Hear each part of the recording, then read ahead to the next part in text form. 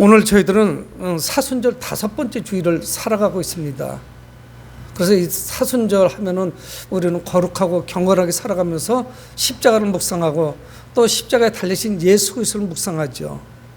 그거는 이제 크리스찬이라면 당연히 그렇게 보내는 절기가 됩니다. 목사인 저도 물론 이 사순절기에 경건한 삶을 살려고 하는데 참 쉽지가 않더라고요. 많은 어려움이 있습니다. 그래서 또 어떤 제가 잘 알고 있는 지인들은 매일매일 카톡을 보내주는 거예요. 근데 그 내용이 별 의미가 없습니다. 그런데 그 카톡 내용이 차라리 한 달에 한 번이라든가 한 주 중에 월요일날 좀 한 번 보낸다든가 이게 아니라 매일매일 사진을 여러 장 보내주는데 별로 내용이 없어요. 뭐 건강에 관한 것도 있고 그림을 보내줬는데 좀 유치하고 근데 이게 처음엔 너무 반가운 거예요. 아, 이분이 나를 사랑하는구나, 관심이 있구나. 그런데 이게 한 달이 지속되고 두 달이 지속되고 3개월이 되고 반년이 넘어가니까 너무나도 큰 스트레스로 저한테 다가오는 거예요. 답장을 해줄 수가 없는 거예요. 무슨 이야기를 할 수 있을지 모르겠어요. 그래서 답장을 안 했습니다. 일부러 관심 없다는 것을 좀 보여줬어요. 나 이거 관심 없고 나 열어보지 않거든. 나 그걸 안 봤을 리가 없죠. 카톡이 와서 소리가 났는데 시도 때도 없이 오니까. 그래서 아침에 왔는데 저녁 늦게 열어보기도 하고 열어보긴 열어봤다. 근데 답장을 내가 안 한다. 이제 좀 끊어줬으면 좋겠다는 그런 사인을 여러 번 보이는데 계속 와요. 어떤 때는 하루에 그림이 9장 올 때도 있어요. 몰아가지고. 근데 뭐 별 의미가 없어요. 뭐 이럴 때는 이런 거를 먹으면 좋다 뭐 이런 것도 오고 성경 구절도 때로 오기도 하고 뭐 이렇게 하는데 차라리 전화 통화를 해서 어떻게 잘 지내십니까 하고 통화를 했으면 참 좋겠다 하는 생각이 많이 듭니다. 그렇다고 해서 보내지 마십시오 하고 이렇게 표현할 수는 없고 친구를 차단할까 하는 생각까지 들 정도예요. 그리고 몇 주 전부터는 페이스북도 일체 제가 열어보지도 않습니다. 이런 것들이 우리가 경건생활 하는데 상당히 많은 좀 지장을 초래하더라고요. 신경을 곤두세우게 하고 하나님의 말씀 묵상하고 기도하고 또 아니면 사업하시는 분들은 사업에 집중해야 되는데 그거 일일이 답장해 주는 것도 쉽지 않은 거예요. 우리의 본성 자체가 어떻든 이 사순절기를 보내는 게 쉽지 않습니다. 왜 그러냐면 우리는 편안한 걸 좋아하고 오락을 좋아하고 즐기는 걸 좋아하고 기쁨을 좋아하고 우리 본성 자체가 그렇기 때문에 이게 참 통제하고 절제한다는 것이 얼마나 어려운지 모르죠. 또 우리는 대상이 누구든지 커지려고 하고 높아지려고 하는 그런 본성을 가지고 있습니다. 또 부유해지려고 해요. 그러다 보니까 이 사순절기를 살아가는데 이것이 서로 상충하죠. 충돌해요. 그래서 제가 페이스북을 일체 손으로 터치조차 안 하는 거예요. 그래서 잘했다. 전혀 안 볼 수는 없겠죠. 하지만 그런 것을 빈도수를 좀 줄이고 하니 그거 가지고 장시간 시간을 소비하는 시간을 좀 줄여야겠다. 그래서 이 사순절이 제 어떤 영적인 생활이나 신앙생활에 어떤 습관을 바꾸는데 좋은 기회가 될 수 있겠다. 계기가 되겠다는 그런 생각을 하게 됩니다. 여러분 오늘 감옥에 있는 이 사도 바울은 빌립보 성도들을 위로하고 그들을 권면할 요량으로 이 빌립보서를 썼습니다. 빌립보 교회 성도들 때문에 사도 바울은 자신의 기쁨을 자주 표현해요. 내가 너희들로 말미암아서 기뻐하고 있다. 기쁨 넘친다는 이야기를 자주 표현하고 있습니다. 이 짧은 책 안에서. 근데 어느 교회나 또 어느 인생이나 문제가 없는 사람이 없죠. 그런 사람 누가 있겠어요. 물론 빌립보 교회인데 현재의 그 고난도 잘 감당을 해야 되지만 앞으로 다가올 그 환난도 극복을 해야 되는 이런 교회입니다. 그러면서 우리는 참 이기적입니다. 그리고 편협하다고 하죠. 좁은 생각을 가지고 있거든요. 그래서 나 개인을 생각하고 우리 교회만 생각하고 또 그게 좀 넓어져 우리 민족 전 세계적으로 그런 공동체에 우리는 함께 기도하기가 쉽지가 않아요. 그래서 그런 마음을 가지고 있기 때문에 갈등합니다. 그래서 오늘 또한 우리는 삶에서 어떤 구심점이 없기 때문에 갈등하고 낙심하기도 하죠. 어느 가정에 구심점이 없어요. 그래서 각자의 마음이 다릅니다. 교회도 역시 마찬가지고 우리가 하나를 추구하고 있지만 교회가 일치되지 못하죠. 그래서 하나의 기도점을 가지고 기도하지 못합니다. 지금 우리가 사순절을 살아가고 있지만 교회의 생각도 동상이몽이에요. 이 지구촌도 여전히 마찬가지고요. 흑백 논리만 존재한다는 사실입니다. 그래서 오늘 사도 바울은 3절과 4절에서 겸손한 마음을 가져라, 3절에서 겸손한 마음을 가져라 하는 말씀을 합니다. 그리고 자기보다 나보다 남을 낮게 여기라. 그럼 문제가 안 생겨요. 남보다 내가 낫다고 생각을 하니까. 그러니까 남을 비난하고 비할 수밖에 없죠. 겸손해져라. 그리고 나보다 남을 낮게 여겨라. 그뿐만 아니라 4절에서는 다른 사람들 일을 돌보아줘라. 아니 목사님 저도 바빠요. 바빠 죽겠어요. 저 다른 일 신경 쓸 수가 없습니다. 여러분 그렇게 되면 이기적이 되죠. 편협해져요. 남은 전혀 돌볼 수가 없는 거예요. 그러면서 이제 오늘 5절에서 11절 말씀을 하는 거예요. 그래서 5절에서 11절 말씀은 초대교회에 이게 어떤 찬송대에서 자주 하나님께 드려졌던 그런 찬송시였음에 분명해요. 그건 확실한데 이것이 다른 사람이 쓴 건지 다른 사람들이 하던 것을 바울이 인용한 건지 온전히 바울의 신지는 확실치는 않아요. 그러나 빌립보서에 실려 있는 것을 봐서는 우리는 바울의 찬송시로 그렇게 인정할 수밖에 없습니다. 그래서 사도 바울은 너희는 이 마음을 품으라 말씀하는 거예요. 여러분 우리가 사순절을 살아가고 있고 모든 이들을 사랑해야 되는데 너희 안에 이 마음을 품으라. 그렇지 않으면 살아가기가 어렵습니다. 그래서 우리는 겸손한 삶의 본을 보이신 예수님을 닮아가야 돼요. 예수님을 닮아간다는 게 그게 쉽지가 않죠. 우리는 종종 TV나 이런 데를 돌리다 보면은 요즘은 가족 관련된 프로그램들이 많이 나와요. 그래서 리얼하게 사실적으로 부부간의 갈등, 또 자녀들이 엄마 아빠가 살아가는 이 과정 속에서 배우기도 하고 또 엄마 아빠의 부정적인 거를 보고 아이들이 또 느끼는 게 있더라고요. 나는 아빠 이렇게 하시는 거 아빠 나 싫어요. 이런 걸 아이들은 다 표현을 해요. 나 아빠가 엄마한테 그렇게 무례하게 하는 거 나 싫어요. 이런 이야기를 하더라고요. 그러니까 옛날 아버지들은 요즘 시대에 태어나서 다 빵점이야. 권위주의적이죠. 자기만 알죠. 아내나 가족들 배려하지도 않죠. 독재자예요. 요즘은 그거 통하지도 않지만요. 여러분 그러니까 누구의 삶을 본받는다는 게 쉽지가 않아요. 나를 낳아주신 부모님도 본이 안 될 수가 있는데 누구를 본받겠어요. 근데 우리의 삶의 모델은 누구냐? 예수님이라는 사실입니다. 그래서 오늘 성경 말씀하는 거예요. 너희 안에 이 마음을 품어라. 근데 누구의 마음이냐? 예수 그리스도의 희생적인 사랑, 이거를 품어야 돼요. 그래서 오늘 5절에 보면은 너희 안에 이 마음을 품으라. 곧 그리스도 예수의 마음이에요. 우리가 예수 그리스도의 마음을 품어야만 이런 시대를 살아갈 수가 있습니다. 그리스도인으로서 온전한 삶을 살 수 있음을 말씀하고 있는 것이죠. 예수 그리스도의 겸손은, 예수 그리스도의 희생, 예수 그리스도의 그 섬김, 예수 그리스도께서 남을 위해서 살아간 이런 삶, 여러분 우리 본성하고 전혀 안 맞아요. 나 살기도 힘든데 뭐 누구를 신경 써줘. 나도 늘 부족하다고 느끼는데 내 걸 가지고 누구에게 나눌 수가 있겠어요. 그런데 우리는 이 사순절기에 우리의 모든 것을 잠시 멈추고 그리고 하나님의 말씀을 묵상하고 어떤 삶을 우리가 추구해야 될 것인지 그런 삶을 오늘 아침에 묵상하고자 합니다. 그러기 위해서는 우리가 본받아야 될, 우리가 품어야 될 예수 그리스도는 과연 누구신지, 그 그리스도는 누구신지를 오늘 성경 말씀하고 있습니다. 예수님은 누구시냐? 6절에 그는 근본 하나님의 본체시라는 거예요. 하나님의 본체라는 말씀은 뭐냐? 하나님이라는 이야기예요.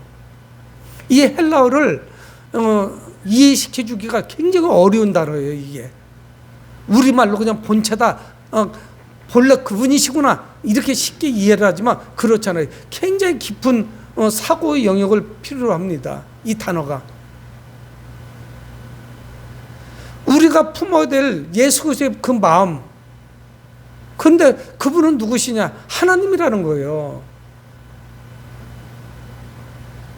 이거는 우리에게 굉장히 중요하다는 거예요. 예수님께서 이 땅에 오시기 전에 어떤 분이었느냐? 예수님은 과연 누구시냐? 창조 이전부터 하나님과 함께 계시던 그런 분입니다. 하나님이시라는 거예요. 그래서 어떻다는 것이냐? 우리는 하나님이 어떤 분인지를 보려면은 예수 그리스도를 보고서 알 수가 있습니다. 예수님을 통해서 하나님을 알 수가 있어요. 하나님을 깨달을 수가 있어요. 요한복음 1장 1절에 태초에 말씀 계시고 이 말씀에 하나님과 함께 계셨어요. 이 말씀이 곧 하나님이시라는 거예요. 예수님이 곧 하나님이라는 거예요. 그래서 그분은 근본 하나님의 본체시라는 거예요. 이거를 이야기하는 거예요. 이건 우리도 알고 있죠. 그런데 그분이 어떻다는 거예요? 그것을 이어서 말씀합니다. 그는 근본 하나님의 본체시나 하나님이라는 거예요. 그런데 하나님과 동등됨을 취할 것으로 여기지 아니하셨다는 거예요. 내가 하나님인데 하나님과 동등됨을 취하지 않았다는 거예요. 하나님하고 동등한 영광을 받으시지 아니하고 취할 것으로 여기지 않았다는 거예요. 여기서 취하다는 건 뭐냐면요, 빼앗는 거예요. 당연히 누리셔야 될 하나님의 본체의 영광을 누리지 않으셨다는 거예요. 당연히 내 거예요.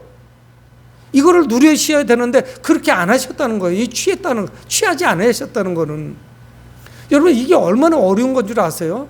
내가 있는데, 가지고 있는데, 내가 그만한 힘이 있는데, 그런 능력이 있는데 그거를 취하지 않았다는 거예요. 그게 뭡니까? 근본 하나님이신데 하나님이 가지고 계신 모든 성품, 그분이 가지고 계신 모든 인격을 가지고 계신 분이 그거를 취하지 않은 거예요. 여러분, 이게 쉽지 않죠. 우리는 조금만 힘이 있어도 그거를 드러내기를 좋아하잖아요. 으스대기를 좋아해요. 나는 나 이 정도 실력 있는 거 좀 누가 좀 알아줬으면 좀 좋겠잖아요. 은연중에서 자신을 드러냅니다. 그러니까 하나님과 동등한 영광을 가지고 계셨지만 자발적으로 내려놓으셨어요. 여러분, 근데 예수님의 이 모습을 보면 누군가가 생각이 나잖아요. 아담이 드러납니다.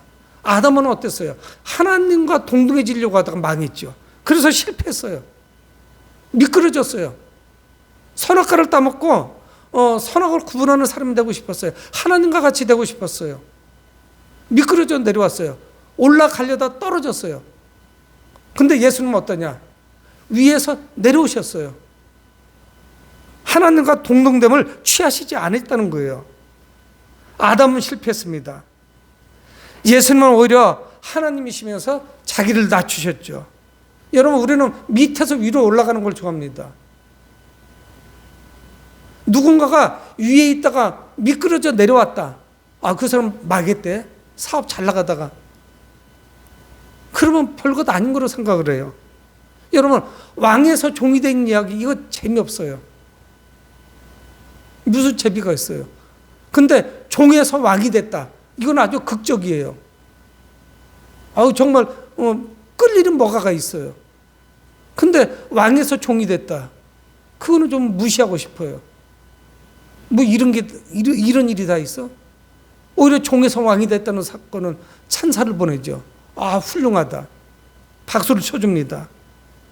근데 오늘 이야기는 뭐냐? 왕에서 종이 된 분에 대해서 사도 바울은 말씀하고 있는 거예요. 하나님의 본체시지만 동등됨을 여길 것으로 그것을 취하지 아니하셨어요.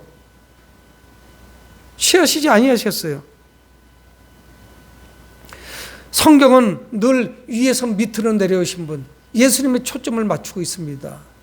그러니까 이 사순절 기간이 어떨 때는 너무 고통스러운 거예요. 묵상을 하려고 하면은.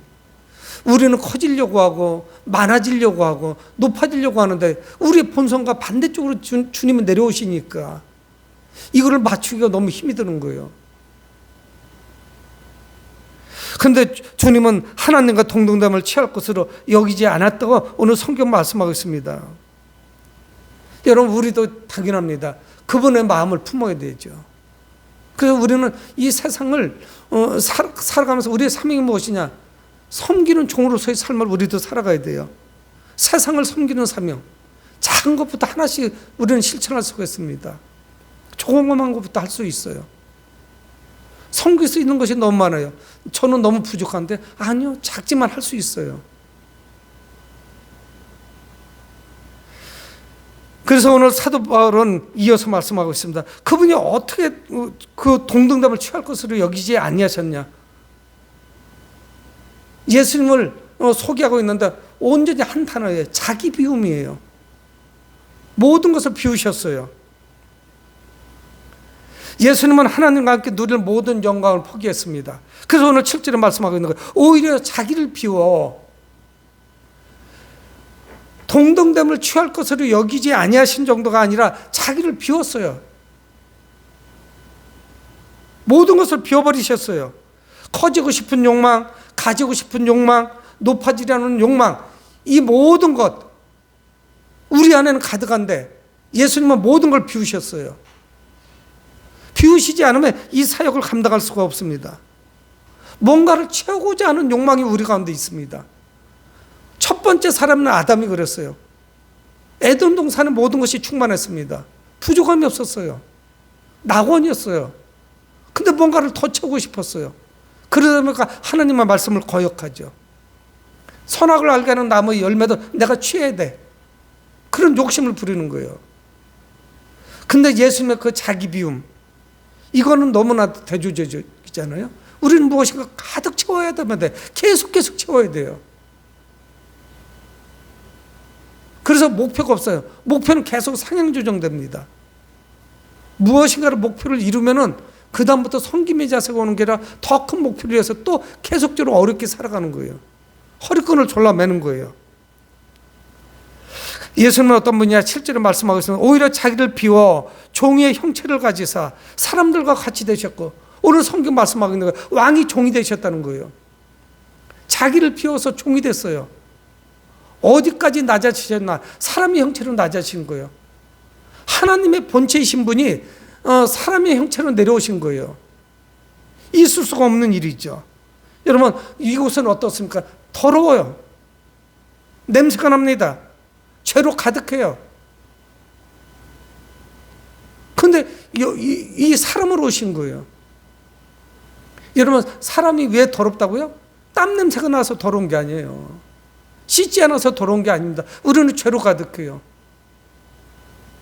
근데 하나님과 동등하신 분이 그 모든 것을 비우고 낮아지셔서 사람의 형체로 이곳에 오신 거예요.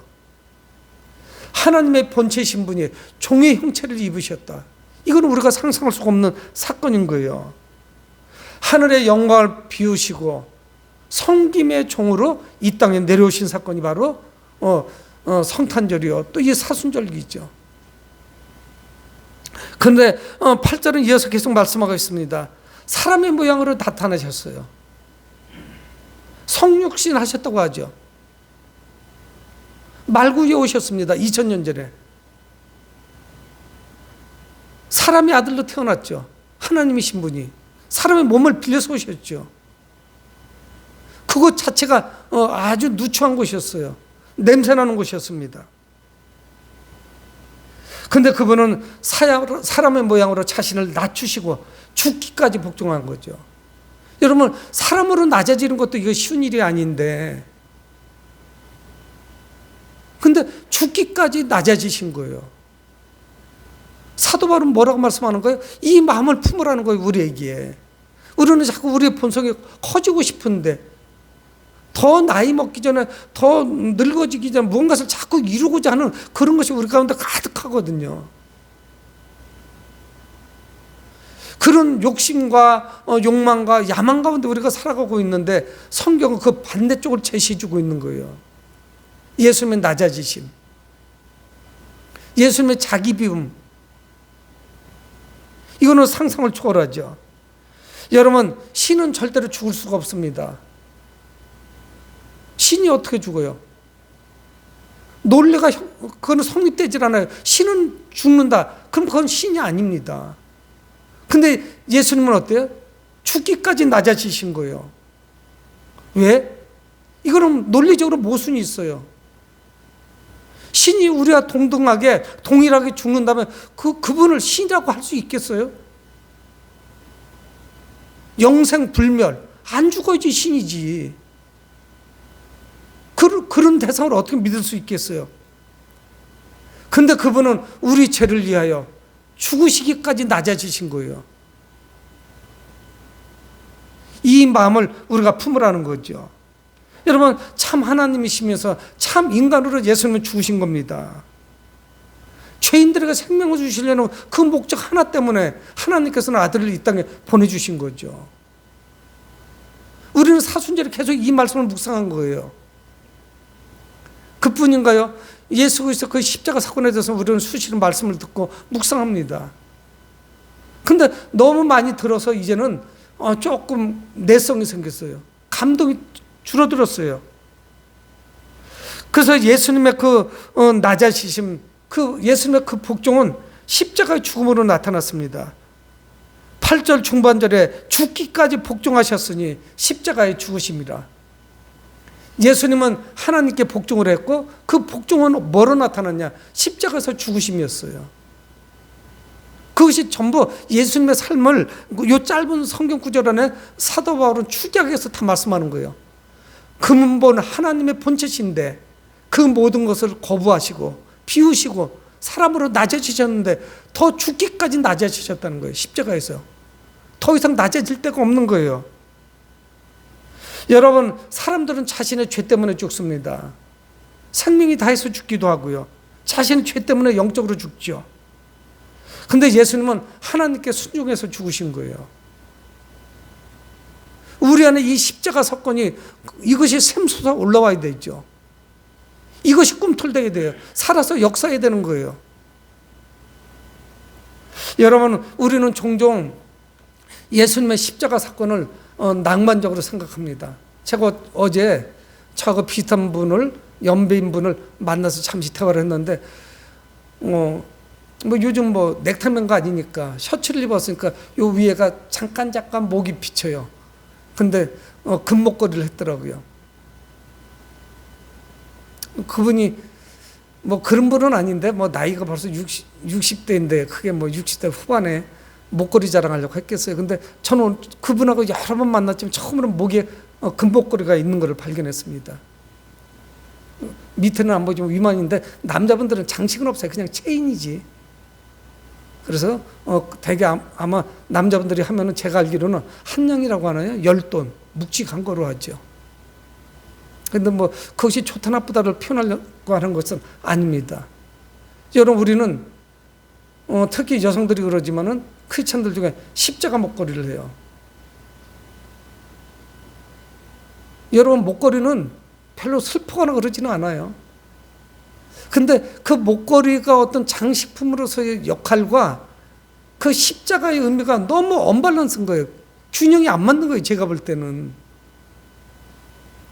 나는 크리스찬이라는 것을 드러내려고 하는 것까지는 그건 감사하고 좋은 일인데 때로 저 십자가의 의미가 황금색으로 누렇게 드러나기만 하는 그 의미를 조금 훨씬 더 이것이 뛰어넘는데 하는 그런 아쉬운 마음들이 좀 들어요.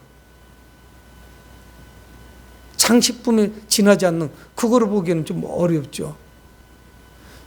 십자가를 만들어서 그거를 매도하려는 것은 아닙니다. 너무 좀 아쉬워요. 아픔이 좀 있어요. 내 목에 어떤 십자가 의미를 드러내려고 하는 그런 간절한 마음도 있겠지만 여러분, 이 십자가는 이것은 죽음을 의미합니다. 죄인들이 죽는 거예요. 선량한 사람이 죽는 게 아닙니다. 착한 사람이 죽는 게 아니에요. 죄인이 죽는 것이에요. 예수님은 죄인으로 죽으신 거예요.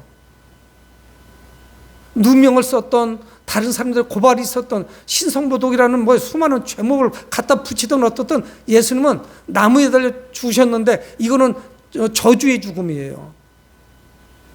신명기에 저주받은 자라고 해요. 나무에 달려 죽은 자는. 실제 그래서 예수님 그렇게 죽으신 거예요. 우리의 모든 저주를 그분이 가지고 가신 거예요. 그걸 어떻게 낭만적으로 느낄 겨를이 없어요. 그게 그렇게 단순치가 않은 것이죠. 여러분, 예수님의 이 십자가 죽음은 죄인 인간과 그 하나님과 그 갈등, 그 반목을 화목하게 하시는 그런 십자가입니다. 죄인들이 하나님께 나아가도록 하죠. 우리가 상상 그 이상으로 이 십자가의 의미가 있다는 것입니다. 자신을 비우셔서 인간의 운명과 함께 하시는 것이 바로 십자가예요. 자기를 비우고 순종하고 복종하고, 그래서 죽어지신 것이 십자가예요. 모든 갈등을 해소하죠. 예수님은 죽을 우리의 운명, 죄인으로 내가 나무에 달려서 죽어야 될 그 운명에 함께 하신 거예요. 함께 하신 정도가 아니에요. 우리를 저쪽으로 밀어버리시고 그분이 대신 달려 죽으신 거예요. 내가 못 박혀야 되는 그곳에. 그래서 우리는 이 사순절기에 예수님의 비움의 의미가 무엇인지 그 참된 의미를 깨닫게 됩니다. 그리고 그것을 묵상하게 되는 것이죠. 예수님은 한없이 떨어지셨어요. 사람으로 내려오시고 종으로 내려오시고 성김의 모습으로 내려오셨어요. 계속 떨어지셨어요. 그래서 십자가에서 죽으시기까지 떨어지셨어요. 얼마나 더 이상 내려갈 수 있겠어요. 근데 그렇게 끝나지 않았어요. 하나님께서는 하나님께서 순종하신 예수님을 높이십니다. 그래서 9절에 접속사가 붙었어요. 이러므로 죽으시기까지 순종하시자. 그러므로 하나님의 그를 지극히 높이셨다는 거예요. 하나님의 그를 지극히 높여 모든 이름 위에 뛰어난 이름으로 하셨대요. 여러분, 이름이라는 것은 굉장히 중요해요. 그 사람의 정체성을 의미합니다. 그의 인격을 이야기해요. 그 이름이 그를 대명사가 되어버리는 거예요. 여러분, 우리는 가룟 유다 그러면 나쁜 인간 이렇게 생각하죠. 스승을 파는 사람 은30에 예수님을 따르다 뭔가가 실망이 되고 뭔가가 자기 의도와는 다르니까 이제 이용 가치가 없다. 내가 따라 다닐 이유가 없다. 은30에 자기 스승을 팔아버리죠. 가룟 유다가 좋은 이름이에요? 우리에게 굉장히 나쁜 이미지죠. 하나님께서는 예수님을 지극히 높이셨습니다. 모든 이름 위에 가장 뛰어난 이름을 주신 거예요. 세상에는 이름이 없는 게 어디 있습니까? 동물도 이름이 있죠. 개의 이름이 있는 게 아니라 동물 자체에 이름이 있단 말이에요. 하나님은 아들을 죽음에서 다시 살리셨고 하늘로 올리셨어요. 높이 올리셨어요. 모든 이름에 뛰어난 이름을 주셨습니다. 그래서 10절에 하늘에 있는 자들과 땅에 있는 자들과 땅 아래에 있는 자들로 모든 무릎을 예수 이름에 꿇게 하셨어요. 모든 피조물이 하늘에 있는 것이나 천사들이죠. 땅에 있는 것이나 땅 아래에 있는 것까지도 모두가 하나님께 하나님 명령받아 예수 그리스도께 무릎을 꿇죠. 지옥에 있는 자들조차 무릎을 꿇는 거예요. 이 무릎을 꿇는다는 것이 뭡니까? 자기 자신을 낮추고 상대를 지극히 높이고 예배드린다는 행위예요. 경배한다는 이야기예요. 세상에 있는 모든 피조물이 예수님께 무릎을 꿇고 그분을 예배드립니다. 낮아지셨다 올라가시죠. 이 모든 것이 지금은 성취되지 않았지만 예수님의 재림하시는 그날 이 말씀대로 성취가 될 거예요. 하늘에 있는 것이나 땅에 있는 것이나 땅 아래에 있는 모든 것이 피조물들이 예수님을 경배하죠. 우리는 이런 모습을 요한계시록에서 볼 수가 있습니다. 마지막 부분에서. 그뿐만이 아닙니다. 11절에 모든 입으로 예수 그리스도를 주라 시인하여. 모든 입술들이 예수님을 주라고 시인하는데 주라는 건 뭔 줄 압니까? 주라는 호칭은 아무한테나 안 써요. 당시에는 로마 황제한테만 썼어요. 이 주라는 단어는 주님이라는 단어예요. 로드. 이스라엘 백성들은 야훼라고 써놓고 아도나이라고 읽었어요. 여호와, 하나님, 여호와 이렇게 부를 수가 없어서. 왜? 그건 하나님의 이름이에요. 하나님의 이름을 누가 감히 불러? 우리 자녀도 자기 아버지 이름 함부로 부르지 못해요. 그래서 성함이라고도 하고 함자라고도 하고 띄어서 하나씩 무슨 자가 됩니다 하고 이렇게 말씀하죠. 친구야 자기 아버지 이름 막 부르게? 그렇게 안 하거든요. 여호와라고 필기는 해놓고 기록은 하고서 읽을 때 읽기가 곤란하니까 아도나이 주여 이렇게 읽었거든요. 하나님께서 예수님을 주라고 하셨다는 건 뭐냐? 근본 하나님의 본체가 회복된 거예요. 이분이 주가 되신다는 것을 말씀은 하나님이라는 것을 고백하는 거예요. 모든 사람들이. 여러분, 이거는 대단한 일입니다. 여호와를 주님으로 부르죠. 그런데 그 예수님을 높이셔서 오른쪽에 앉히셨어요. 여러분, 다시 우리는 아담을 소환할 수밖에 없어요. 하나님과 같이 높아지려고 하다가 급전직해서 그냥 낮은 줄 모르고 땅끝까지 속까지 꺼져 들어가는 그 아담의 삶, 하나님이 주신 에덴 동산에서까지 추방되는 그 비극적인 삶, 그래서 우리까지 그 죄 가운데 고통 가운데 살아가죠. 그 아담의 삶과는 완전히 반대의 삶을 우리는 발견합니다. 우리는 예수 그리스도를 만물의 주인으로 고백하죠. 그분을 하나님으로 인정하는 거예요. 베들레헴에서 태어나신 그런 보잘것없는 아기로 취급하는 것이 아닙니다. 그렇게 되죠. 어떤 일이 벌어지느냐, 11절 중반의 말씀과 같이 하나님 아버지께 영광을 돌리게 하였느니라. 하나님 아버지께 영광을 돌리는 거예요. 예수님께서는 이 땅에 오시고 탄생하시고 십자가에서 죽으시고 부활하셔서 승천하시죠. 이걸 우리는 승기했다고 그래요. 계셨던 곳으로 올라가신 거예요. 이런 사건을 통해서 결국은 하나님께서 영광을 받으세요. 하나님이 우리를 사랑하셨다는 거예요. 그래서 아들을 보내신 거예요. 그래서 우리를 살리신 거죠. 여러분, 아담은 높아지려다 실패했습니다. 그리고 하나님의 영광을 가렸죠. 하지만 하나님께 순종하고 복종한 예수님은 하나님의 영광을 드높였어요. 여러분, 사람의 본성은 늘 무엇인가 부족합니다. 우리는 늘 뭔가 부족해. 그래서 뭔가를 채우고 싶어요. 그걸 아담이 보여줬거든요. 뭐든지 가득한데 그거 하나만 더 있으면 괜찮을 것 같아요. 그래서 채우려고 하죠. 그래서 결국은 어떻게 하냐면 남의 거, 내 거 아닌 거를 빼앗아서 채우려고 합니다. 근데 하나님은 어떻습니까? 우리의 본성과 달라요. 우리는 남의 것이라도 뺏고 남의 소유라도 가져다가 불법으로도 해서 내 거를 채우고자 하는 욕망으로 가득한데 하나님은 그게 아니었어요. 아들이신 예수님까지 우리에게 내어주셨어요. 그리고 이 땅에 오신, 그래서 예수 그리스도의 마음을 본받으라는 거 오늘 성경 말씀하고 있는 거예요. 그걸 우리는 은혜라고 말합니다. 하나님의 은혜를 다 힘입은 자들이에요. 여러분, 그래서 하나님은 우리에게 사랑을 베푸셨는데 이것은 구약 성경에서는 뭐라고 합니까? 지난주에도 말씀하셨지만 그 하나님의 사랑, 자비, 이건 헤세다라고 해요. 영원한 사랑이에요.